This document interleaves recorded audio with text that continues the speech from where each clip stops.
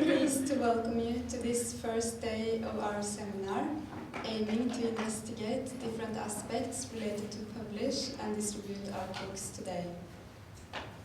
My name is Karen Kristine Tandberg. I'm one of the founders of Torpedo, together with Elin Maria Olausen. Today, Torpedo is run by the two of us and Julie Leding.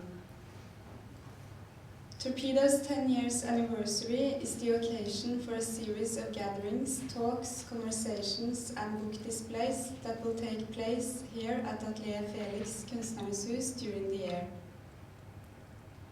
Since we started up Torpedo 10 years ago, we have witnessed an increased focus on publishing in the art field, at least if we judge from the amount of art book fairs around the world. With this in mind, we think it is a need to meet and talk and about our current condition and share our experiences within the field. This seminar brings together friends and publishers, editors, artists, graphic designers, distributors and curators to Oslo to discuss these shared concerns related to making books today and the collaborations that comes with it, as well as issues regarding distribution in both pragmatic and perhaps more philosophical terms. Today we will have a series of short presentations by local and international publishers and artists. Each presentation will be approximately 20 to 30 minutes. Some of the topics tomorrow will go further into distribution, collaboration, graphic design, and more. The seminar is organized by Torpedo in collaboration with Corinn Gerber, Kennon and Benjamin Thorel. We would also like to thank Ida Ellingård for helping us coordinating the event, the graphic design studio Node Oslo, and of course Kunstnernes Hus for hosting us.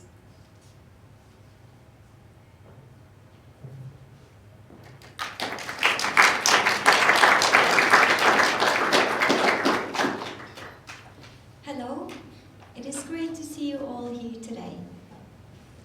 The introductions will be brief, so we advise you to check our program or website for full bios. We are pleased to introduce our first speaker, Corinn Gerber. She's an editor and publisher, co-founder of Passenger Books, recent director of Art Metropole, former head of distribution at König Publishers, amongst others. Corinn is currently continuing her research at Concordia University. Next, we will have a presentation of three-letter words by Louise Hare and Phillmore. Louise's other ongoing projects includes, among others, the London Bookshop Map, Sonlisa, and Smile, her practice-based PhD at Northumbria University. Kate is an independent curator with a background in art publishing. She was one of the organizers of Published and Be Damned for 5 years before starting Three-Letter Words together with Louise. They are currently developing a digital platform that will support independent art publishers and bookshops internationally. After the two talks, we will take a short coffee break. Welcome, Corinn. Thank you.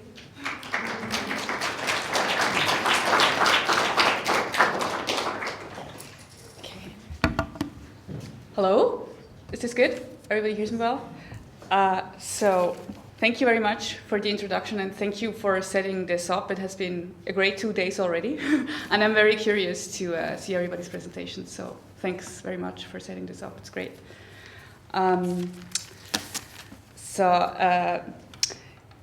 Jeg vil gerne sige goddag og velkommen, fordi jeg snakker en lille smule dansk, min mor er danske, men jeg tror, jeg skal gå til engelsk her alligevel, fordi de andre kan også forstå. So I'm switching to English only to introduce my other mother tongue, which is German. So the German word, maybe I should actually first open this. You want to see some images, right? It's more interesting than hear me talking. So it's the lowest one. Okay. Passenger books is what I'm talking about. So the German word, oh, does this do it automatically? Okay. The German word, verlegen, maybe some of you speak German, I don't know. But verlegen means what publishing means in English. It means making something public, multiplying it.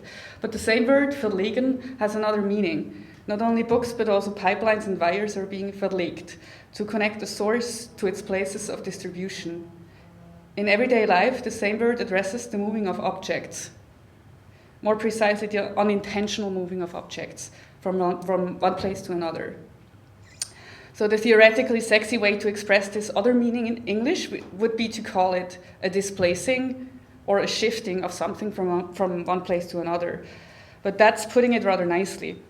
It actually means that I have moved something from one place to another without knowing or remembering this other place. So it's like in Danish you would say, jeg har tabt mine briller. In English you would say, I've lost my glasses. It means losing something, but also that this something can return to us, oftentimes at moments and in ways that are unexpected. So what I'm trying to do here is to give you a few examples of what this meaning of losing and refinding something could mean in the praxis of passenger books. So here you see the new passenger book stand, which you actually can see in real life in the Atelier Felix up there. If you go out here and then to the left, that's where all our books are, also of all the others. So I'd recommend you to, like, whenever you go out in your coffee break, have a peek. So this is our new book stand, and it has been designed by Jessie the Younger, who is this person, the one to the left. And she switches between Jessie the Younger and Jessie the Elder. Currently she's Jessie the Younger, but she might switch back to Jessie the Elder. And on the right side you actually see the instructions on how it has to be set up. And Ellen greatly actually helped me doing this yesterday. Took us about 2 hours. Earlier this year, Jessie performed Self-Love with Jessie at Material Art Fair in Mexico City. So what is happening is actually that she's tricking her own body. In sportswear disguise, her hands are where we think her feet are, and the other way around. This is a handstand in front of the Pyramid of the Sun. And this is Jessie at Art Metropole's anniversary celebration in 2014. I was the director of it at the time, and we were celebrating our anniversary at the train station. So obviously she lost her head.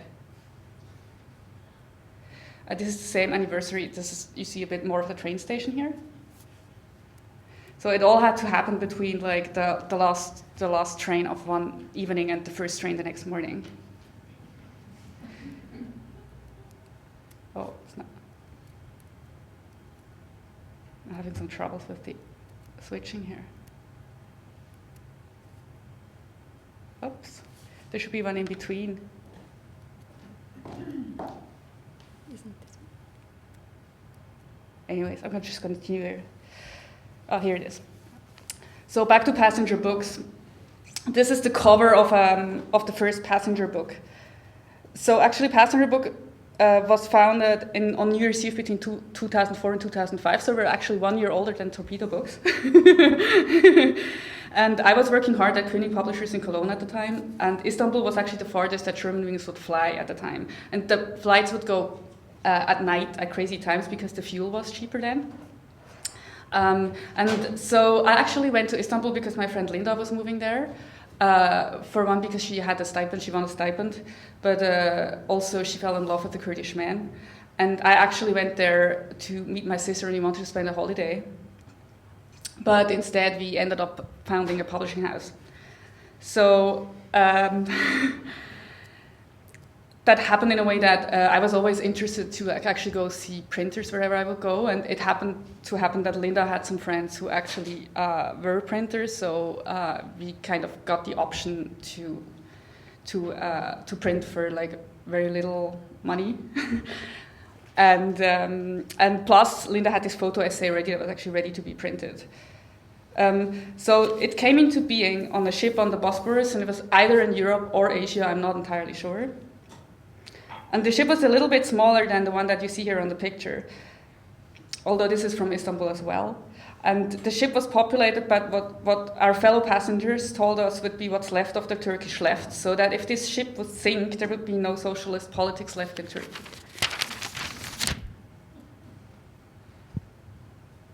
The first passenger book was published 3 years after the euro was introduced as a currency. The new Europe was a buzzword at the time. The book shows images from 3 cities, Birmingham, Istanbul, and Zurich, and the 3 cities in which Linda has lived. It's not always easy to tell which city is which from the photos, so there's like an index in the back that gives you sort of a solution to the riddle and helps you to regain orientations. You're actually losing yourself while looking at the book and then find yourselves again in the index. In its beginnings, passenger books was run out of 4 European cities simultaneously. Linda held the production base in Istanbul because she wanted to learn the language and make new friends. She actually became best friends with the lithographer of our book, but that wasn't always easy because it happened that her images would return with very warm colors, so there was a lot of yellow and red in them. And I was back in Cologne, and so she would call me and like ask me to intervene because she couldn't really convince him that he should change it. And I happened to realize in the end that it's something that these translation processes are something that we have to deal with, and if we're entering such processes, we have to accept that there's different aesthetics at work, and that for him to change those colors or make them more colder would just mean he would do a bad job, and you won't do that to him. So we ended up just accepting it, and there's a lot of yellow and red in those images. My sister was based in Zurich, and I was based in Cologne at the time, and we actually had a 4th member, Peter, who lived in Düsseldorf. We conceived the passenger structure such as that each of us was acting as an autonomous entity while we would share our production. So a little bit like publication studio is functioning today, we weren't at that time not yet in existence. But what happened instead is that we ended up communicating via our books. They connected us, rather. In many ways, the publications became agents between these cities and us. And in this process of their making, they were often pointing out differences also, rather than ever connecting anything. This is Istanbul today. Refugees are seeking shelter in a mosque, many of them hoping to cross the Greek border. You probably know these pictures much better than I do because I live in Canada since 8 years. But when we started passenger books, we had no idea that this would happen. So this is the most recent passenger book. I'm only talking about the oldest and the newest. So this is 10 years later, basically. It's by Daniel Aubert, and it's based on the science fiction novel by Ursula Le Guin, which is called The Dispossessed. In The Dispossessed, we meet Shevek, a physicist who grows up on a planet where the concept of possession does not exist, so there's no possession on the planet where he grows up.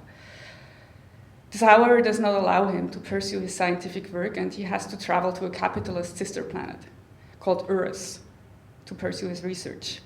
And there he encounters things he has never experienced before, such as class difference, gender hierarchy, and everyday signs of excess, like the complicated layers of packaging around a box of chocolates.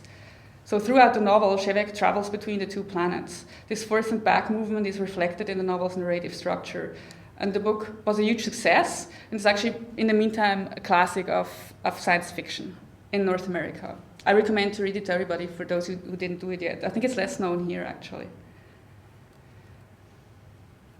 Marking The Dispossessed started off as a series of group readings. So Danielle collected over 100 used copies of this novel.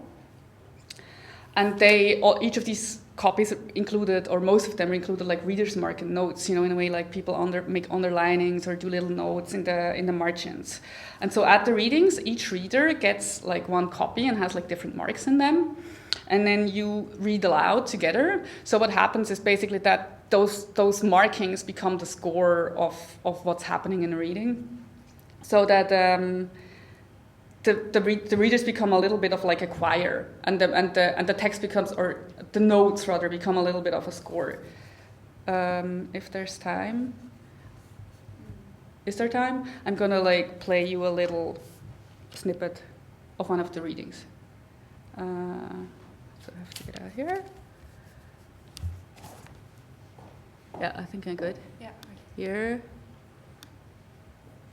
They would not come out suddenly into the desert. The trees went on the next hillside, and the next, and the next, standing in the sweet chill of the fog, endless, a forest all over the world, a still striving never-end lives, a dark movement of leaves in the night.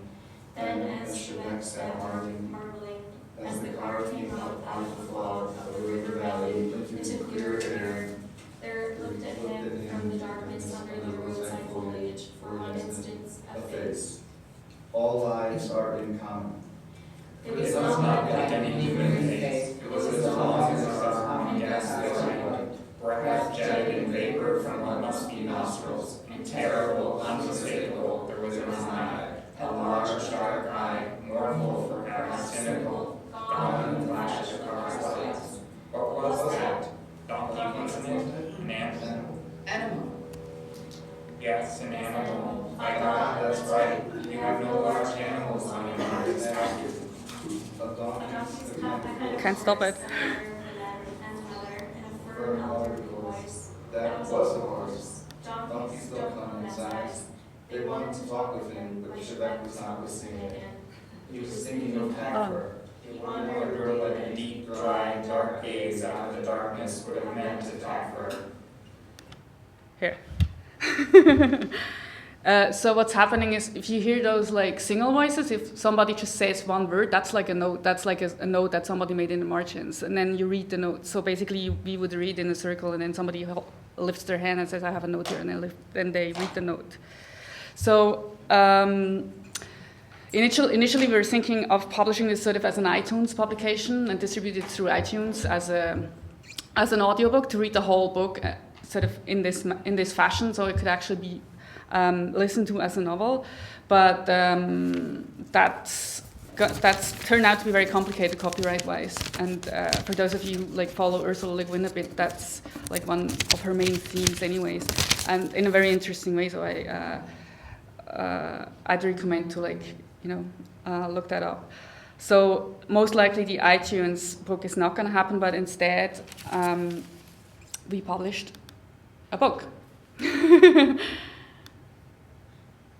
Like a printed book.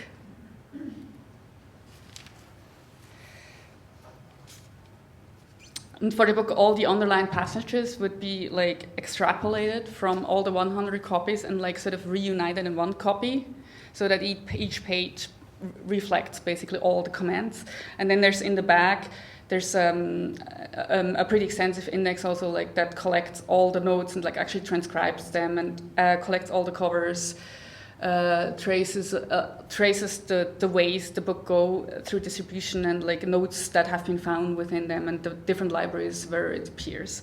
So that in a way through the book and those readings, what happens is that the readers that are otherwise dispersed with the book, distributed if you want, come together in like a room or a reading or in book form.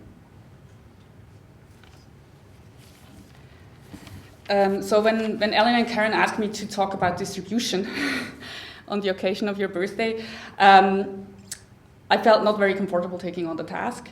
For one, because I'm not sure about what distribution actually means. Although I'm obviously evicted as an expert by my CV, I should be able to tell you what it is. I can't.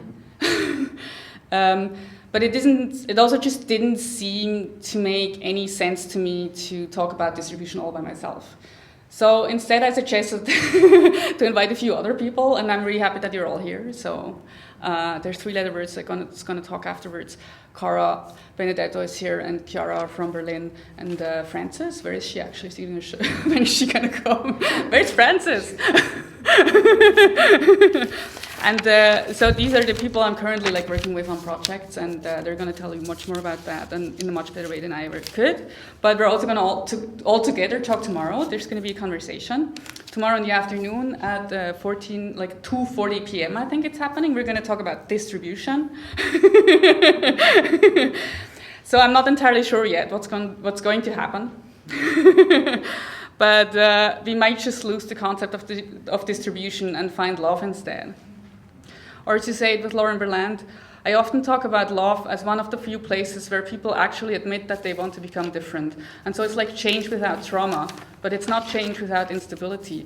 It's change without guarantees, without knowing what the other side of it is. Thank you.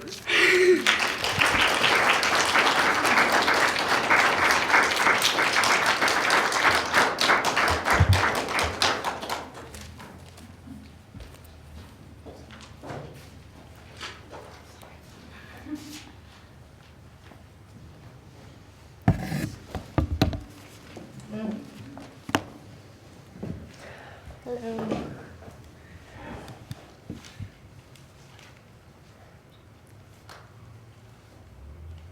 I think just press play. Okay, so I'm Louise. And I'm Kate. Thanks for having us. Yes, thanks so much. So, 3 Letter Words is a platform for thinking about publishing art and the interstices between the printed and the digital.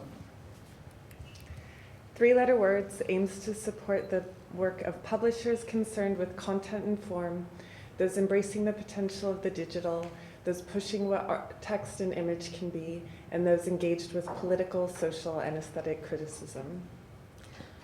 3 Letter Words is a magazine. We started working together alongside Kit Hammonds as part of the organization Publish and Be Damned, which started over 10 years ago, and through those 10 years held many publishing fairs, events, exhibitions, mostly in London, but throughout Europe and internationally in Mexico and Taiwan as well. At the time when it was founded, the founders of Publish and Be Damned were Kit Hammonds and Emily Pethick.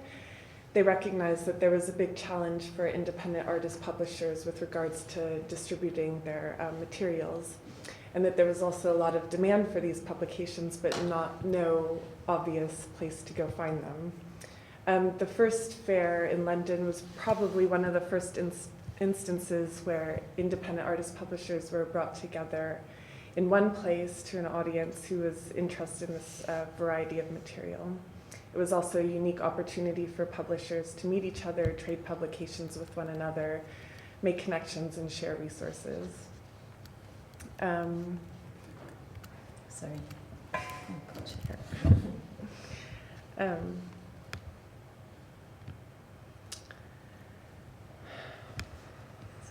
Sorry, I'm losing my place.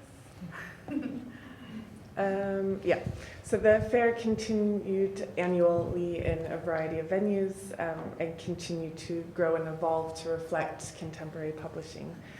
We also began to have events, panel discussions, launches, screenings, performances, and we were interested in the idea of how publishing could be experimented with beyond the printed page. And this picture is of one of our last fairs as Publish and Be Damned at the ICA in London. So, having enjoyed running this fair, we wanted to look into what the fair model did in terms of establishing publics for this kind of art, and to try and consider what we could do more productively to support small-scale independent art publishing now. And 3 Letter Words is named after a magazine that we sort of piloted as 3 Letter Words, as Publish and Be Damned. And I think we, in many ways, which had artist commissions and reviews of kind of publishing projects. And I guess in many ways we kind of imagine 3 Letter Words as still functioning as a magazine. It's maybe a little bit tenuous, but it's a platform for gathering different collaborators together, having a diverse mix of a dynamic sort of mix of voices. And also a way of gathering a public or a sort of ongoing readership for what we're doing, we hope. So kind of maybe expanded or kind of post-internet idea of what a magazine might be. And also, we're also really keen on looking at how publishers and projects that produce critique, I suppose, manage to sustain themselves in a moment, in particular, maybe in the UK, of limited public funding. Because the context had changed so much since 2004 when Publish and Be Damned first started. So we're trying to do lots of things. Yeah. There are sort of 3 aspects to what we do. So we have we have commissions, which we've done a series of commissions that sort of that ask artists to think about distribution and dissemination in some way.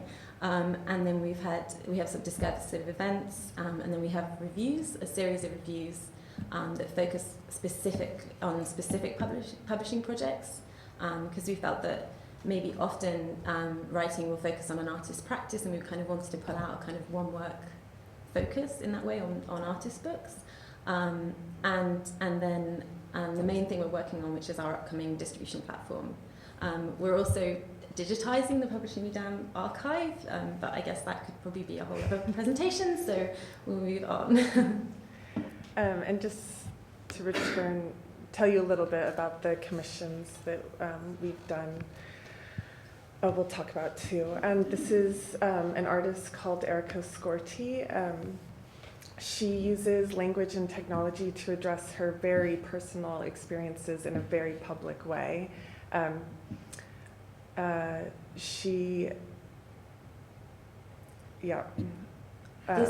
This was like Life in AdWords, where she attempts to make visible how algorithms are used to translate our everyday experience.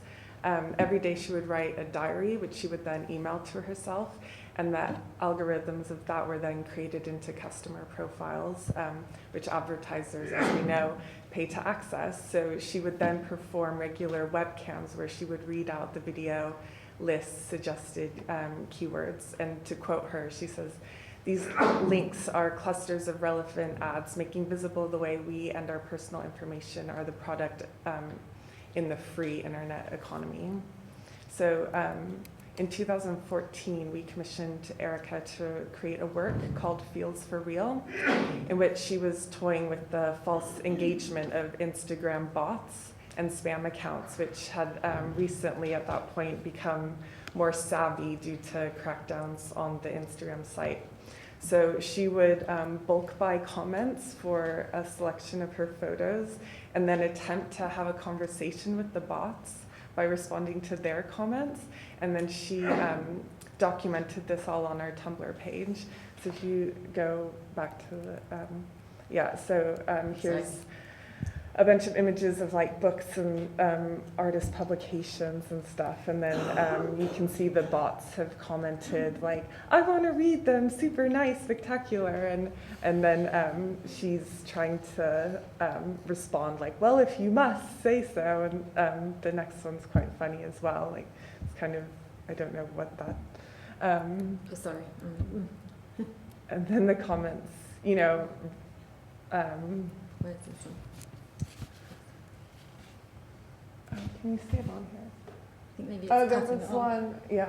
There's one comment that just says "no," which like to this picture of an owl. You're like, so she's. Oh yeah, there it is. Yeah. Yeah. So it's quite funny, and so that project is sort of ongoing and documented on our Tumblr page, and this is one of the other commissions we've done. So this is one of the I suppose this was the first one that we kind of launched Three Letter Words with. We worked with an artist, Camilla Wills, who often works across print, video and writing, and we invited her with a very open brief, to develop a billboard project that engaged with its own dissemination. And of course, with limited funds, we couldn't actually do an advertising campaign, and the necessary repetition of this billboard campaign to kind of make it maybe more real in terms of being publishing. So it was. So she developed this. What we decided. She decided she didn't want to do a printed billboard, and instead to deal with a digital billboard. And we ended up hiring a moment on a rotating digital billboard on Shoreditch High Street, which is a really very busy road that goes into the city. So it was right at this kind of cusp of sort of gentrification of Shoreditch as well. And another thing she didn't really want to do was produce something that might look like the kind of street art decoration that's around that area. Yeah. So she'd been at that time thinking about sweating as a form of distribution and about contagion and about the people passing through. So it sort of it gestured towards publishing in a way, because it was because of this other way of thinking around dissemination, but it was actually a sort of site-specific installation. It was, in a way, you can more thinking of it in that way. And the image itself is actually very low res. It's a low res digit. It's a tiny file, and I've also recently been talking to a researcher at the V&A called Anissa Hawes, who's doing research into the digital object, and they're really trying to work out how their collection works and how they archive and catalogue the digital. And she's kind of pitching it as digital objects rather than the digital object. And so this conversation is continuing, where we're thinking about what this means and how this would then be, how they would collect something like this, how they would collect this slightly low-res file. I mean, in a way also we weren't really interested in it being an object to be collected. But anyway, I suppose these projects, especially with Erica's, because it was originally going to be for a week and it's still ongoing on our site, and she still occasionally continues these conversations, have been feeding into our thinking about the distribution platform, which is our current focus. I'll lose mine. I'm sorry. Yeah, so this is a bit from our manifesto. Try to read. What we want. We want to build new publics through art publishing. We need to harness digital tools to support the community, the sharing, the research, and the sales that sustain us. The existing platforms are not enough, but the existing technology is. We want to build a place where art publishers can find new readerships and distribute their work without being subject to oppressive commissions or fees. We want to build a site where art publishers can upload their own content and control how they represent it. That's a very concise way of what we're trying to do, which is actually very complicated in a way. Or it might become complicated when we try and explain it now. But we are, as Corinn said earlier, we're working with Corinn, Chiara, and Francis on this project. So the idea is that we're currently developing the plans and fundraising to build a user-generated site where people interested in art publishing can browse through a feed of images of recent publications, and also do so through a more specific search. So if you're looking for feminist publications or something specific, you could do so as well, but it does create an opportunity for browsing. We will also be giving the information on the nearest bookshop to the person searching that stocks the publication they're looking at. So the reader will be given the option to get in touch with the publisher directly, or to go to the bookshop that stocks it to buy it. So it will act a bit like an online bookshop, but we won't be taking any cuts or mediating any sales. All the sales will happen directly through the publisher or through the bookshop that stocks them. So I run another project, which we're collaborating with, the London Bookshop Map, which functions both printed and digital. You can pick up a copy of the map for free upstairs. You can also pick it up in every bookshop listed on the map. So it's sort of, and each bookshop gets 200 copies. So I had this immediate distribution of the map, which is both a platform for promoting independent bookshops, but also a platform for disseminating new commissions, new works by writers and artists. So the latest map has a poem by Holly Pester. The bookshop map, it has a printed version, but we also have, oh shoot, I pressed the wrong thing. We also have an app which you can download for free, which had a commission by Dora Garcia.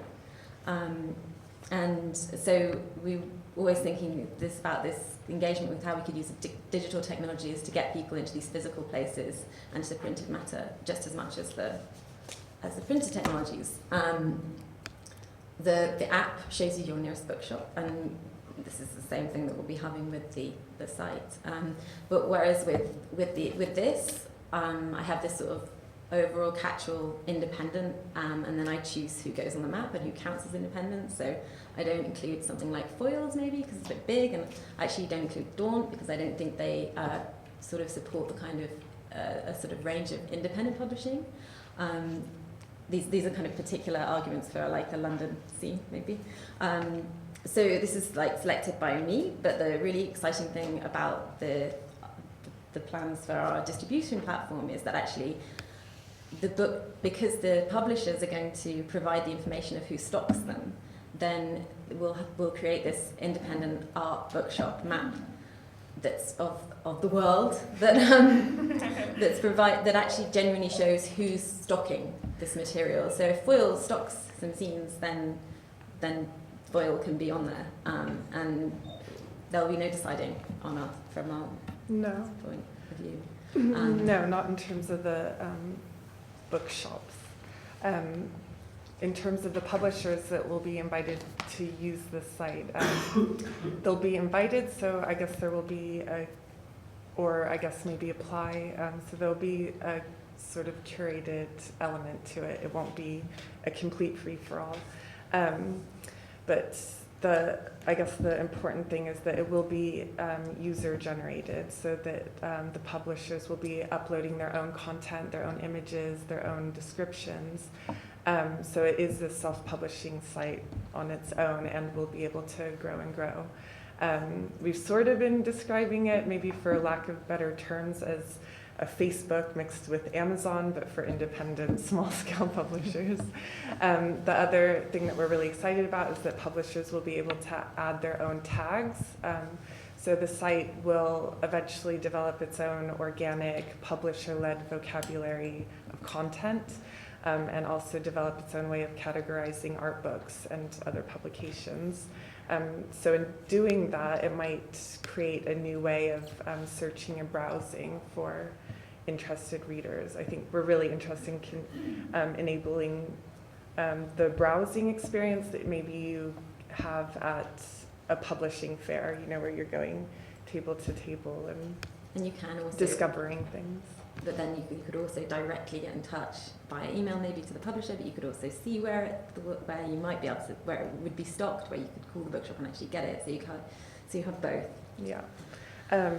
So this diagram is a very it was done like this weekend, and so it's very elementary, but it does have potential to grow, and maybe to have space where publishers can network amongst themselves and share resources and other things, but this is kind of the fundamental. We're also thinking a lot about translation, so we're thinking that publishers, so maybe it's worth saying that the publishers will add their details, but then maybe their details it wouldn't be just us speaking in English, we could have them upload descriptions in other languages, and then they'll also, so the publishers will also upload the bookstores, and then also their contact information, and then this is how it will be produced. So I don't know if it's probably, I'm trying to describe it, it's probably easier to look at it. So yeah, we're in the very early stages of developing this with Jeff Kansari, who does Philip, and you guys might know him. Yeah, New Documents, and so he'll be doing the programming and the design, and we're fundraising. That's the main thing, sadly. If you know any rich backers who would be interested in supporting this project. But we're also, nothing's fixed in stone. We really want to hear from publishers about what they want and need and how they think this might be able to work. So we're listening to everybody and taking everything on board. So if you have any ideas or, thoughts, please share with us. We're here over the weekend and we're meeting with everyone to have further discussion about the next stage. And I think that's it. Thank you.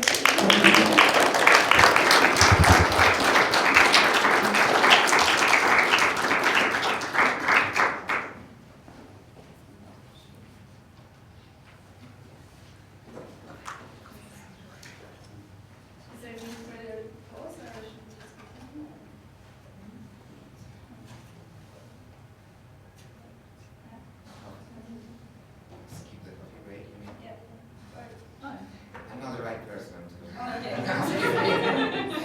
Italian and coffee and cigarettes. Okay, let's do that. I think we should take a break. Yeah.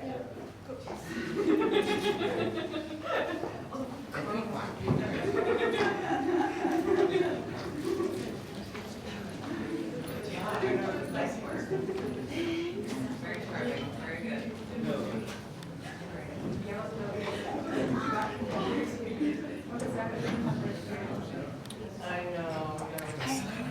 I guess slideshow was for Google Slides.